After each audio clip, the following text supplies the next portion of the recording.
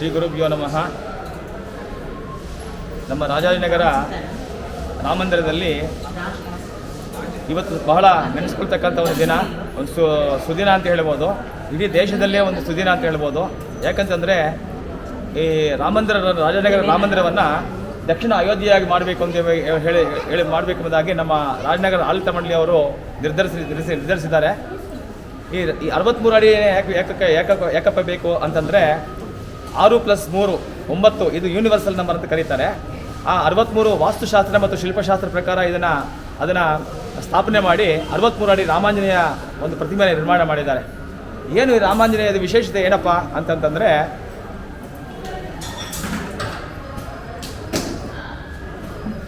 ರಾಮದೇವರಿಗೆ ಪಟ್ಟಾಭಿಷೇಕ ಆಗುತ್ತೆ. ಪಟ್ಟಾಭಿಷೇಕ ಆದಮೇಲೆ ರಾಮ ಆಂಜನೇಯನ ನೋಡ್ತಾರಂತೆ.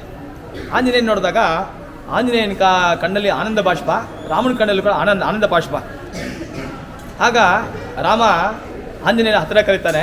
ಕರೆದುಬಿಟ್ಟು, ಆಂಜನೇಯ, ನಾನು ನಿನಗೆ ಏನಂತ ಹೇಳಲಿ, ನೀನು ಏನು ಅಂತ ನಿನ್ನನ್ನು ಹೊಗಳಿ, ನೀನು ಎಷ್ಟು ನನಗೆ ಸಹಾಯ ಮಾಡಿದೀಯಾ, ನೀನು ಯಾರಪ್ಪ ನೀನು ಅಂತ ಕೇಳಿದ್ರೆ ನೀನು ಹನುಮಂತ ಅಂತ ಹೇಳ್ಕೊಳ್ಳಿಲ್ಲ, ವಾಯುಪುತ್ರ ಅಂತ ಹೇಳ್ಕೊಳ್ಳಿಲ್ಲ, ಆಂಜನೇಯ ಅಂತ ಹೇಳ್ಕೊಳ್ಳಿಲ್ಲ. ನೀನು ಯಾರಪ್ಪ ಅಂತ ನೀನು ರಾಮದಾಸ ಅಂತ ಹೇಳ್ಕೊಂಡೆ ನೀನು. ಅದು ಈಗಿನ ಕಾಲದಲ್ಲಿ ನಾವು ಯಾರಾದರೂ ಒಂದು ಸ್ವಲ್ಪ ಒಂದು ದೇವಸ್ಥಾನಕ್ಕೆ ಕಾಣಿಕೆ ಕೊಟ್ಟಿದ್ದಾರೆ ಅಂದರೆ ಒಂದು ಗ್ರಾನೈಟ್ ಇದರಲ್ಲಿ ಹಾಕಿ ಅವರ ಹೆಸರನ್ನು ಹಾಕಿಸ್ಕೋತಾರೆ. ಆಂಜನೇಯ ತನ್ನ ಏನು ಅಂತ ತನ್ನ ಅಸ್ತಿತ್ವವನ್ನೇ ಅವನು ಕಳ್ಕೊಂಡು, ನೀನು ಯಾರು ಅಂತಪ್ಪ ಅಂತ ಕೇಳಿದ್ರೆ ನಾನು ರಾಮದಾಸ ಅಂತ ಹೇಳ್ಕೊಂಡೆ ನೀನು ಅಂತ ಒಂದು ಇದರಲ್ಲಿ ನನಗೆ ಕೊಡುಗೆಯ ಕೊಡಲಿ ಎಂಬುದಾಗಿ ಹೇಳಿ ರಾಮ ತನ್ನ ಆನಂದ ಬಾಷ್ಪದಿಂದ ಆಂಜನೇಯನ ಆಲಿಂಗನ ಮಾಡ್ಕೊತಾನಂತೆ. ಅಂಥ ಒಂದು ಸನ್ನಿವೇಶವನ್ನು ಇವತ್ತು ನಮ್ಮ ರಾಜಾಜಿನಗರ ರಾಮಮಂದಿರದ ಒಂದು ದೇವಸನ್ನಿಧಿಯಲ್ಲಿ ರಾಮಾಂಜನೇಯ ಒಂದು ಪ್ರತಿಷ್ಠಾಪನೆ ಆಗಿದೆ. ಆ ಭಕ್ತಾದರು ಎಲ್ಲರೂ ಕೂಡ ಹೆಚ್ಚಿನ ಸಂಖ್ಯೆಯಲ್ಲಿ ಬಂದು ನಮ್ಮ ರಾಮದೇವರ ಕೃಪೆಗೆ ಪಾತ್ರರಾಗಬೇಕಾಗಿ ವಿನಂತಿ. ಮತ್ತು ಎಲ್ಲರೂ ಕೂಡ ರಾಮನಾಮ ಜಪವನ್ನು ಮಾಡಿರಿ, ಕಾಲಹರಣ ಮಾಡಿಬಿಡ್ರಿ ಅಂತ ಹೇಳ್ತಾ ನಮ್ಮ ದಾಸರು ಅದನ್ನೇ ಹೇಳಿದ್ದಾರೆ. ಏನಪ್ಪ ರಾಮನಾಮದ ಮಹಿಮೆ ಏನು, ವಿಶೇಷತೆ ಏನು ಅಂತ ಅವಳು ಹೇಳ್ತಾರೆ. ನಮ್ಮ ದಾಸರು ಹೇಳ್ತಾರೆ, ನಾನು ರಾಮ ಜಪವನ್ನು ಮಾಡಬಹುದಾ ಅಂತ ಹೇಳಿದ್ರೆ ಕೂಗಿ ಜಪಿಸುವ ಮಂತ್ರ ಅಂತ ಹೇಳ್ತಾರೆ ನಮ್ಮ ದಾಸರು. ಕೂಗಿ ಜಪಿಸುವ ಮಂತ್ರ. ಮತ್ತು ನನಗೆ ಉಪದೇಶ ಮಾಡಬೇಕಾ ಅನ್ನೋದು ಏನೂ ಇಲ್ಲ, ಯಾರು ಬೇಕಾದರೂ ಮಾಡ್ಬೋದು. ಮತ್ತು ಏನಿದೆ, ಯಾರಿಗೂ ಇದನ್ನು ಉಪದೇಶ ಮಾಡಿದ್ರು? ಸೋಮಶೇಖರ ತನ್ನ ಭಾಮಿಗೆ ಹೇಳಿದ ಮಂತ್ರ, ಸಾಕ್ಷಾತ್ ಶ್ರೀ ಪಾರ್ವತಿ ದೇವಿಗೆ ಈಶ್ವರ ಉಪದೇಶವನ್ನು ಮಾಡ್ತಕ್ಕಂಥ ಮಂತ್ರ ಅಂತ ಹೇಳಿ. ಮತ್ತು ಇದರಿಂದ ಈ ರಾಮ ಮಂತ್ರದಿಂದ ಏನು ಫಲ ಅಂದರೆ ಸುಲಭದಿಂದಲೇ ಮೋಕ್ಷ ಪಡೆಯುವ ಮಂತ್ರ ಎಂಬುದಾಗಿ ನಮ್ಮ ದಾಸರು ಹೇಳ್ತಾರೆ. ಅಂಥ ವಿಶೇಷವಾದ ಒಂದು ರಾಮನಾಮವನ್ನು ಎಲ್ಲರೂ ಕೂಡ ಜಪ ಮಾಡಿರಿ, ಕಾಲಹರಣ ಮಾಡಿಬಿಡ್ರಿ. ಇದೊಂದು ಸುಯೋಗ. ಇದು ರಾಮನಾಮ ನಮ್ಮ ದೇಶದ ಸಂಸ್ಕೃತಿ, ನಮ್ಮ ದೇಶದ ನಮಗೆ ಯಾವುದು ಜಾತಿ ಮತ ಬೇಡ, ನಮಗೇನು ಬೇಡ, ನಮಗೆ ರಾಮನಾಮ ಬೇಕು, ರಾಮ ಬೇಕು. ನಮ್ಮ ರಾಮನ ಒಂದು ಭಗವಂತ ಅಸ್ತಿತ್ವದಲ್ಲಿ ನಾವು ನೆನೆಸ್ಕೊಂಡ್ರೆ ಆ ಒಂದು ಭಗವಂತನ ಒಂದು ಏನೇ ಕೆಲಸ ಮಾಡ್ತಿದ್ರು ಕೂಡ ಅವನ ಸ್ಮರಣೆ ಇಲ್ದಿರ ಏನೇ ಮಾಡಿದ್ರು ಕೂಡ ವ್ಯರ್ಥ. ಜೀವನದಲ್ಲಿ ಭಗವಂತನ ಸ್ಮರಣೆ ಇಲ್ದಿರ ಏನೇ ಮಾಡಿದ್ರು ಕೂಡ ವ್ಯರ್ಥ. ಆತನ ಇರುವಿಕೆಯ ಅಸ್ತಿತ್ವವನ್ನು ಅನುಭವಿಸಿಕೊಂಡು ದೇಶದಲ್ಲಿ ಅವನೇ ಮಾಡ್ತಾ ಇದ್ದಾನೆ ಅಂತ ತಿಳ್ಕೊಂಡು ತನ್ಮೂಲಕ ಕೆಲಸವನ್ನು ಮಾಡ್ತಾ ಇದ್ದರೆ ಆತನ ಉಪಸ್ಥಿತಿಯನ್ನು ಕೂಡ ಅನುಭವಿಸಿ ಬರೀ ಅಂತ್ಯಕಾಲದಲ್ಲಿ ಮೋಕ್ಷವನ್ನು ಪಡೆಯಬಹುದು ಎಂಬುದಾಗಿ ಹೇಳ್ತಾ ತನ್ಮೂಲಕ ಎಲ್ಲರೂ ಕೂಡ ಶ್ರೀರಾಮ ಜಯ ರಾಮ ಜಯ ಜಯ ರಾಮ ಎಂಬುದಾಗಿ ನಾಮಮಂತ್ರವನ್ನು ಜಪ ಮಾಡಿರಿ ಅಂತ ಹೇಳ್ತಾ ನಾನು ತಮ್ಮ ಎಲ್ಲರೂ ಕೂಡ ಕೇಳ್ಕೊತಾ ಇದ್ದೀನಿ. ಧನ್ಯವಾದಗಳು. ನಮಸ್ಕಾರ.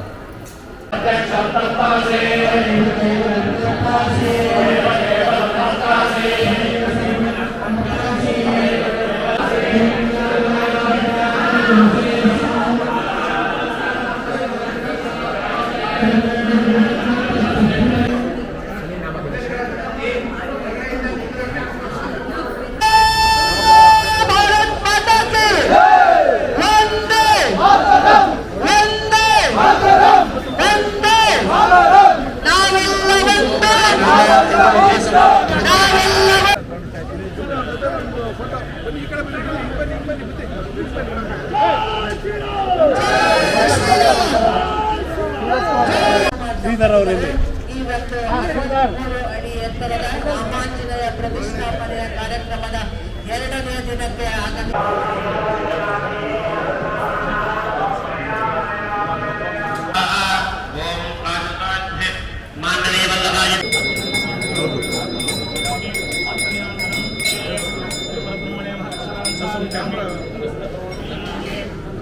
ಶ್ರೀಮದ್ ರಮಾರಮಣ Govinda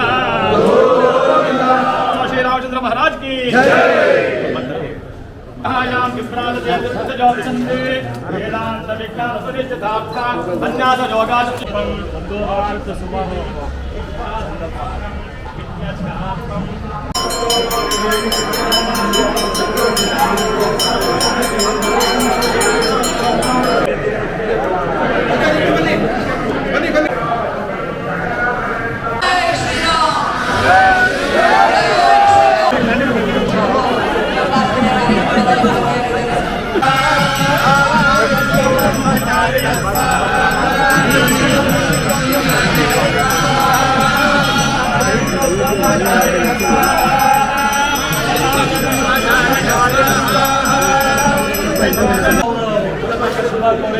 Many happy returns of the day to you.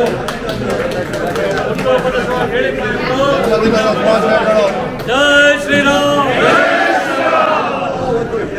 Jai Shri Ram. Jai Shri Ram.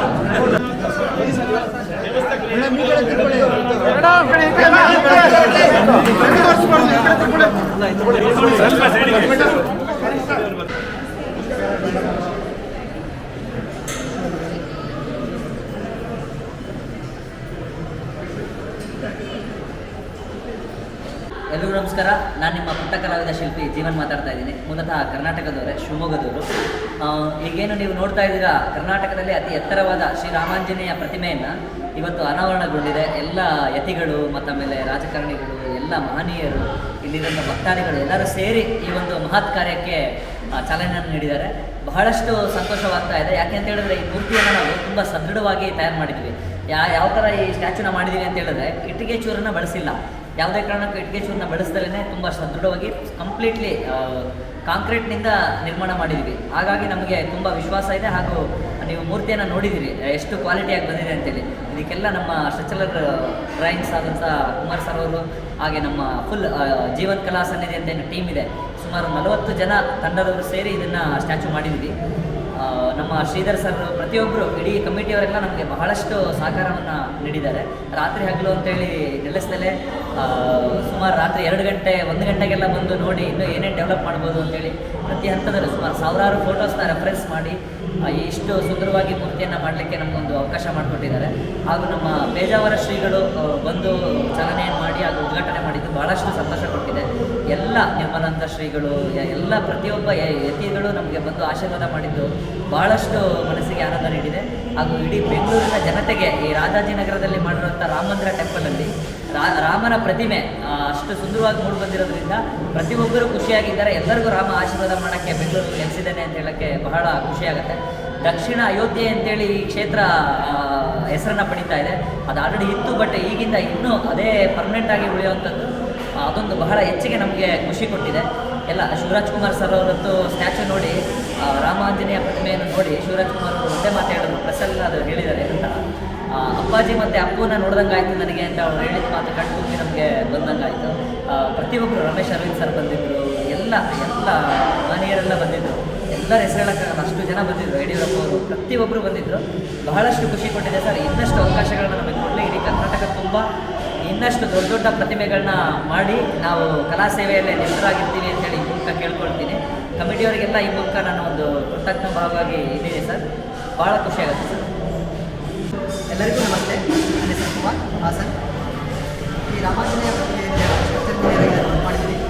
ನಮ್ಮ ಕಲ್ಪನಾಲೋಕ ಏನಿತ್ತು, ನಾವು ಸ್ಟ್ರಕ್ಚರ್ ಡ್ರಾಯಿಂಗ್ ಮಾಡಬೇಕಾದ್ರೆ ರಾಮಾಂಜನೇಯ ವಿಗ್ರಹ ಅಷ್ಟದ ಕಂಪ್ಲೀಷನ್ ಯಾವ ಥರ ಬರ್ಬೋದು ಅಂತ ನಮ್ಮ ಕಲ್ಪನಾಲೋಕ ಏನಿತ್ತು, ಕಲ್ಪನಾಲೋಕಕ್ಕೆ ಮೀರಿದ ಜೀವನ ಕೊಟ್ಟಿದ್ದಾರೆ.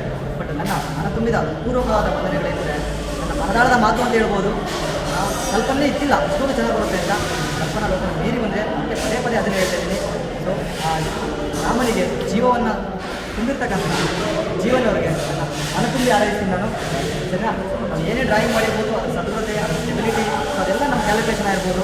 ಬಟ್ ಆದರೆ ಇವರ ಜೀವನ ಕಲಾ ಸನ್ನಿಧಿ ಶಿವಮೊಗ್ಗ ಇವರೇನಿದ್ದಾರೆ, ಇವರೊಂದು ತಂಡ ಏನಿದೆ, ಆ ತಂಡ ನಮ್ಮಗಳ ಜೊತೆ ಸಹಕರಿಸಿ ನಮ್ಮ ಕಲ್ಪನಾಲೋಕವನ್ನು ಮೀರಿ ನಮಗೆ ಮತ್ತೆ ಒಂದು ಹಾಸನಿಂದ ಬಂದು ವರ್ಕ್ ಮಾಡಿದ್ದೀನಿ ನಾನು.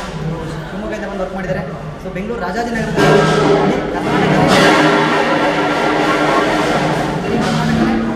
ತಲೆ ಎತ್ತಿ ಮಾತಾಡ್ತಕ್ಕಂಥ ಒಂದು ಸ್ಟ್ಯಾಚ್ಯೂನ ಕೊಟ್ಟಿದ್ದಾರೆ. ಇವರಿಗೆ ನಮ್ಮ ಧನ್ಯವಾದಗಳನ್ನು ಅರ್ಪಿಸ್ತೀನಿ. Thank you sir. Thank you so much. ನೀವೆಲ್ಲ ನಮ್ಮನ್ನು ಕಾಂಟ್ಯಾಕ್ಟ್ ಮಾಡಬೇಕು ಅಂತ ಹೇಳಿದ್ರೆ ನಮ್ಮ ಜೀವನ್ ಕಲಾ ಸನ್ನಿಧಿ ಅಂತ ತಂಡದ ನಂಬರ್ ಹೇಳ್ತೀನಿ. 9686247713 ಈ ನಂಬರ್ಗೆ ಕರೆ ಮಾಡಿ. ಯಾವುದೇ ದೊಡ್ಡ ದೊಡ್ಡ ಮೂರ್ತಿಗಳು ದಯಮಾಡಿ ಸಣ್ಣ ಮೂರ್ತಿಗಳಿಗೆ ಕರೆ ಮಾಡಬೇಡಿ. ಸಾಕಷ್ಟು ಫೋನ್ ಬರ್ತಾ ಇದೆ, ಸಾವಿರಾರು ಸಂಖ್ಯೆಯಲ್ಲಿ ಸ್ಟ್ಯಾಚ್ಯೂಗಳು ಬರ್ತಾ ಇದೆ. ನಮಗೆ ಯಾವತ್ತಿದ್ರೂ ದೊಡ್ಡ ಮೂರ್ತಿ ಮಾಡೋದ್ರಲ್ಲಿ ಬಹಳಷ್ಟು ಪರಿಣಿತಿ ಪಡೆದಿರೋದ್ರಿಂದ ದೊಡ್ಡ ಮೂರ್ತಿಗಳಿಗೆ ಆದಷ್ಟು ಆದ್ಯತೆಯನ್ನು ಕೊಡ್ತಾ ಇದ್ದೀವಿ. ಯಾವ ಜಾಗದಲ್ಲಿ ಮಾಡಬೇಕು ಏನು ಅನ್ನೋದನ್ನು ನೋಡಿ ಅದು ನಾವೇ ಜಾಗಕ್ಕೆ ಬಂದು ನೋಡ್ತೀವಿ. ಜಾಗದಲ್ಲಿ ನೋಡಿ ಎಷ್ಟು ಹೈಟ್ ಮಾಡಬೇಕು ಅಂತ ಸಜೆಸ್ಟ್ ಮಾಡಿ ಆಮೇಲೆ ಯಾವ ರೀತಿ ಮಾಡ್ಬೋದು ಅನ್ನೋದನ್ನು ಒಂದು ಕಾಂಟ್ಯಾಕ್ಟ್ ಮಾಡಿ ಮಾತಾಡ್ಕೋಬೋದು. 9686247713. Thank you.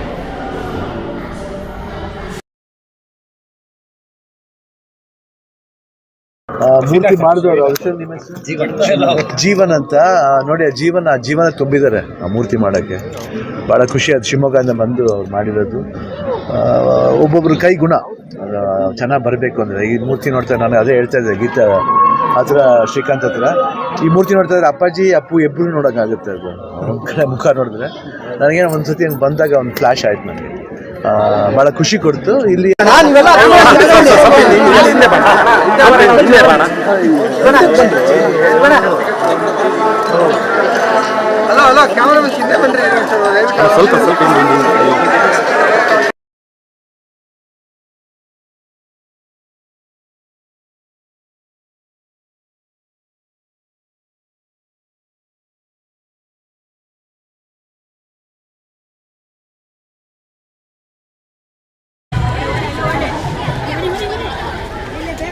ಮೇಡಮ್ ಒಂಚೂರು ಜಾಗ ಬಿಡಿ.